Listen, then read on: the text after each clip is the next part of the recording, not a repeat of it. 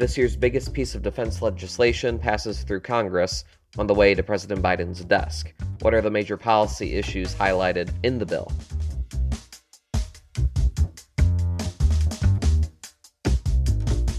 Produced by Defense News and Military Times, this is the Early Bird Brief.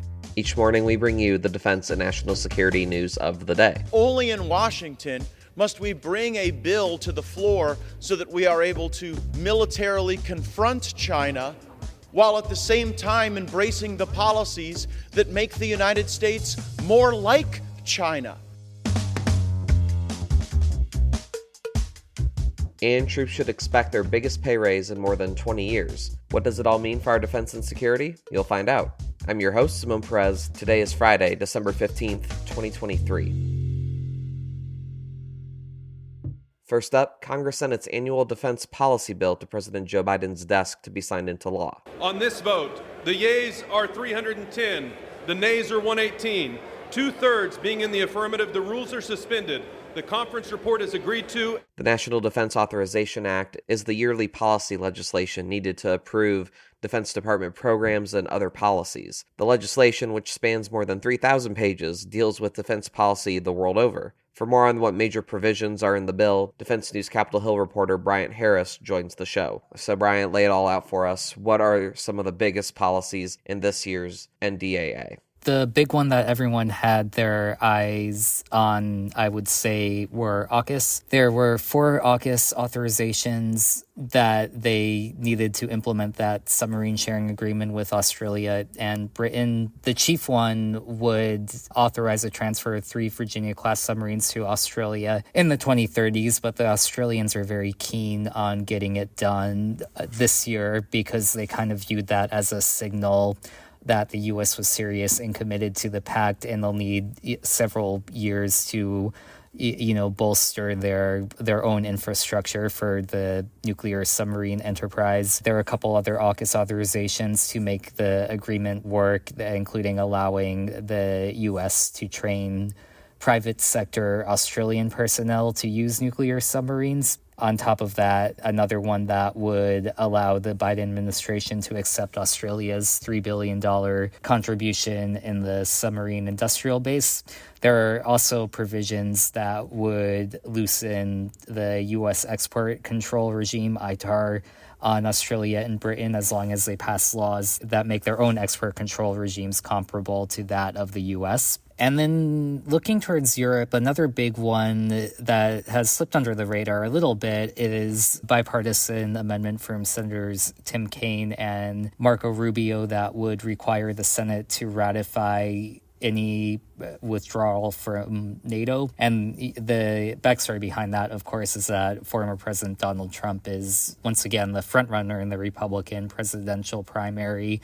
And both as president and reportedly on the campaign trail, he has threatened to withdraw from NATO multiple times. So that's kind of trying to lessen the likelihood that the U.S. would abandon NATO under a second Trump presidency. Thanks, Bryant. The White House issued a statement after the legislation passed the House, saying President Joe Biden would sign the bill.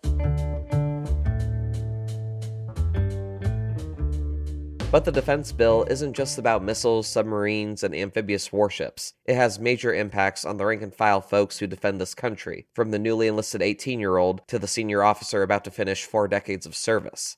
Leo Shane III, our Military Times Capitol Hill bureau chief, brings us up to date on what exactly troops should expect from those provisions. Leo, first, could you tell us why troops should be excited about future paydays? Yeah, look, the National Defense Authorization Bill passed. This is a major policy bill that passes every year, and included in this is a 5.2% pay raise for all troops starting on January 1st, first paycheck of next year. So this is the largest pay raise we've seen in 22 years. This is based on some of the inflation costs, some of the, private sector pay costs that we've seen in recent years. So it's not like Congress is being generous. This is a federal formula that is trying to keep military pay in line with what civilian salaries are. But still, it's a pretty significant boost for folks who are checking out their paycheck. It's going to, mean about $1,700 next year for your junior enlisted folks, even more for some of the more senior enlisted and junior officers, about $3,000 more for the year for them. So a pretty significant pay raise, and they'll start seeing that in just a few weeks. That's exciting news for service members, yet the pay increase will coincide with a decrease in the overall force numbers.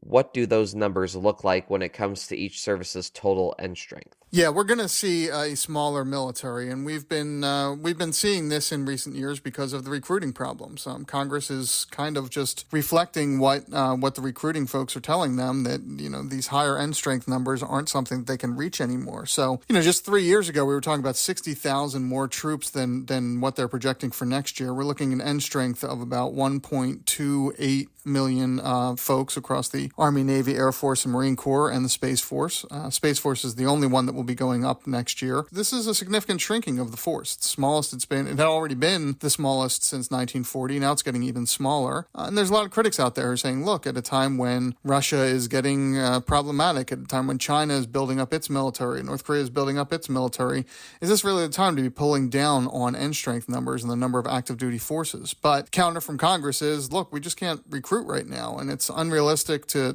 put up high numbers and just hope we get there and then keep failing. Let's try and get to realistic numbers and fill as many spots as we can. Could you tell us what the breakdown of the vote looked like, and maybe what some issues Republican and Democratic detractors had with the legislation? Yeah, the military end strength issue wasn't the only thing in there that upset some folks on both the left and the right. The House passed its version of the Defense Authorization Bill back in the summer, and at the time it included a whole bunch of social issues. The House Republicans wanted to repeal the military's abortion access policy. They wanted to decrease a lot of diversity training within the military. They wanted to ban transgender medical care. A lot of those kind of issues that got stripped out when it went over to the Senate Democrats, who said, look, we're not going to do this. We want to get a bipartisan bill. We want to get the basics together here, get the pay raise out, get pay reauthorizations through. So those things ended up getting dropped, and that enraged a significant portion of conservatives. Still, there was a pretty important bipartisan vote from both sides here. As you said, it was pretty overwhelming on both the Democratic and the Republican side. There was also some concerns about the FISA reforms in here. There's the Foreign Intelligence Surveillance Act that's due to expire at the end of the year. This has now been extended until mid-April. There's a lot of civil liberty folks who are concerned about the implications of what that bill does and what those powers are. But House and Senate leaders decided to attach it to this bill to push it through. Lost a couple of votes that way, but in the end they got both that passed and the full authorization bill passed as well.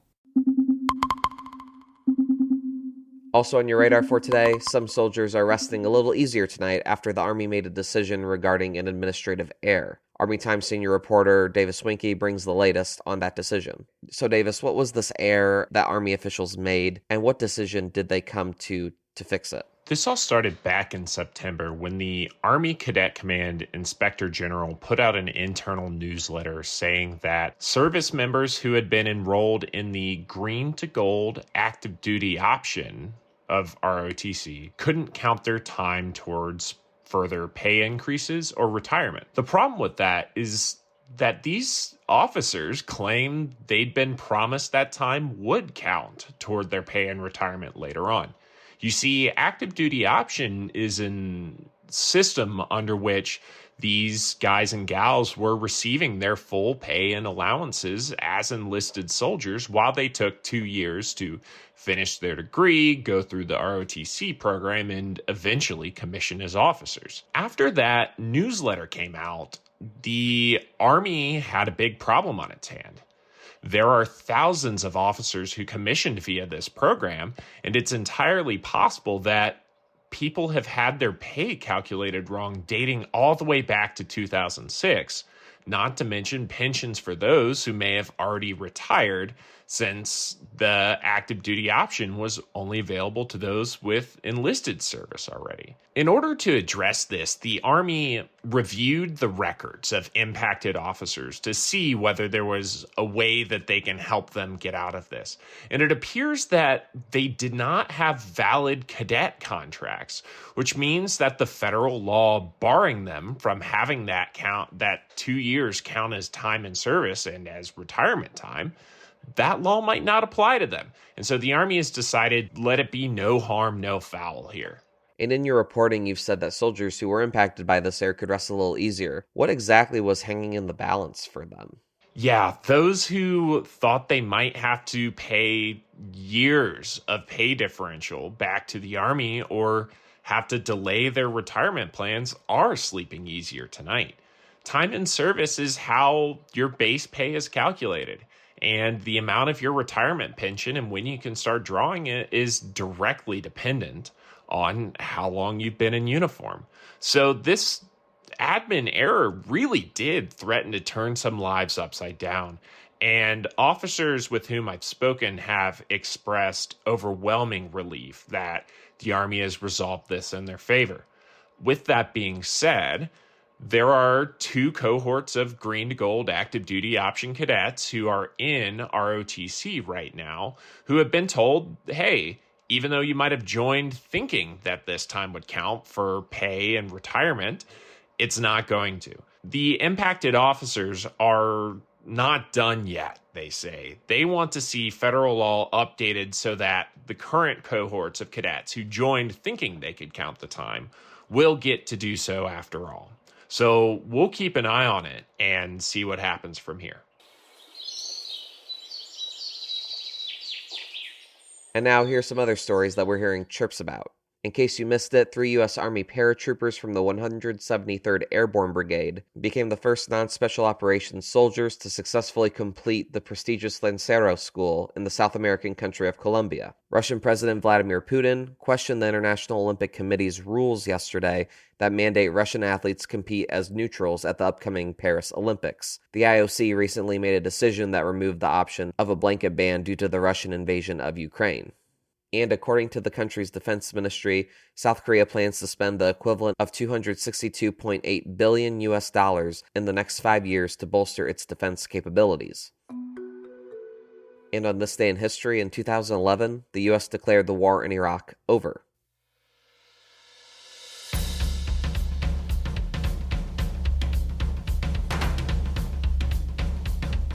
That's it for us this morning. To get more top stories and breaking news, go to defensenews.com/EBB to subscribe to the Early Bird Brief newsletter. Please give us a like, rating, and a comment wherever you get your podcasts, and be sure to follow us on social media at @defense_news and @Military Times. The Early Bird Brief is hosted and produced by me, Zamone Z. Perez.